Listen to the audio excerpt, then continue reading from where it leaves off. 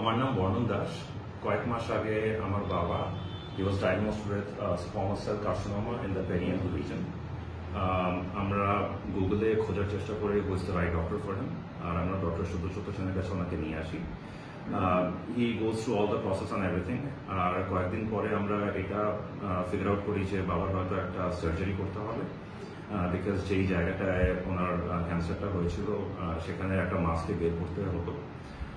Doctor Sen আমাদেরকে খুব ভালো করে এক্সপ্লেন করে দেন যে কি করতে হবে, কিভাবে করতে হবে, হোয়াট টু এক্সপেক্ট, পোস্ট অপ কি হবে, সবকিছু।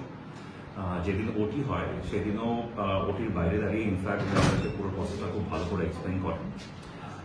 উনি ইনফ্যাক্ট ওটির পরে আমাদেরকে সবকিছু খুব ভালো করে দেখিয়ে দেন যে এক্স্যাক্টলি কিভাবে ওটিটা করা হয়েছিল, কোথায় স্টিচেস করেছিল, কতটা স্টিচেস করেছিল, সব ভালো করে এক্সপ্লেন করে দেন।